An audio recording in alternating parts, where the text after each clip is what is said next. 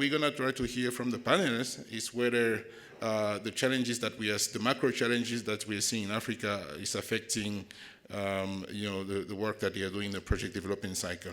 So let me get to the panelists now. And I think it's easier for me just to go through the normal order of sitting, how you seated at the table. Starting with you, Helen. You're the Chief Executive Officer of Aldrich, certainly quite active in project development arena in Africa. Can you give us a sense of some of the challenges that you see in developing projects in the continent, and particularly if indeed you have seen a difference given the headwinds that we are seeing in Africa? Thank you, Alain. I hope you can hear me. I haven't got a lot of voice. I think we're facing a number of challenges nowadays, but a lot of them are not new. I'd hate to burst Alain's bubble, but the Tobin project didn't take exactly 5 minutes to develop. Like many other projects in Africa, it took many years. And the projects that we have successfully taken to financial close, in general, have also taken many years to develop. There are reasons for that. One of them, of course, is that these are very often one project per country items, and often we are having to break new ground where government is concerned, where legislation is concerned. It takes time to get new legislation through parliaments, and it takes time to get financing into, particularly project financing, into countries which have never had to do it before. So they have to get to grips with new ways of thinking, new ways of having to give undertakings to project developers that are needed to close these challenging projects. Right now, looking back, it has always astonished me that African economies have grown at the speed at which they have grown, despite the lack of power, despite the lack of infrastructure in general.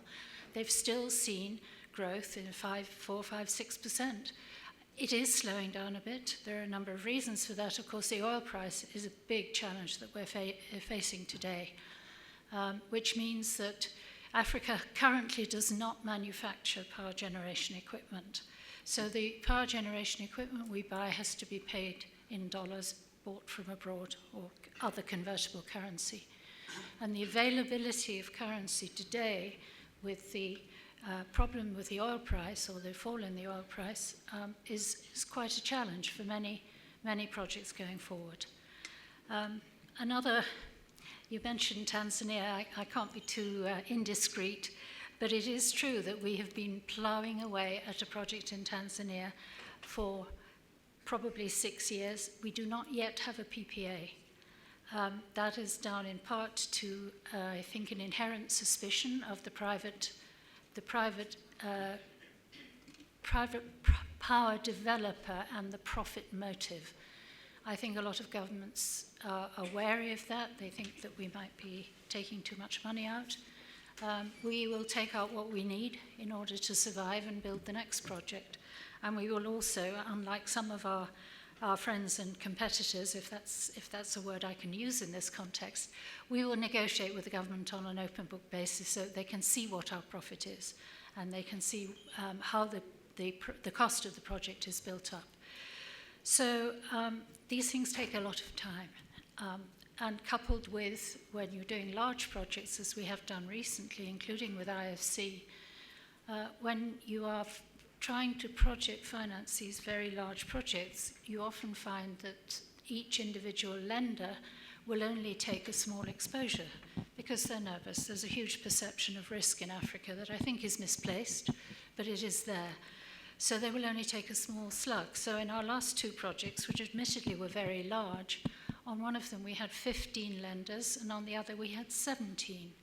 And that makes managing that group of lenders very, very difficult and time-consuming, and everything goes to the lowest common denominator.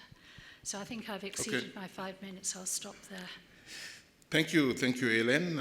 You certainly raised a number of issues. I could really summarize the one theme that I've heard quite a bit, especially given the macro challenges that we are facing in Africa, which is the availability of foreign exchange currencies, and also the time to close. It takes too much time to develop this project, and maybe one of the themes that Sujoy raised in his keynote speech would enable us to reduce the time to close. We shall see. Doing business in Africa, you can't afford to be without Africa Investor.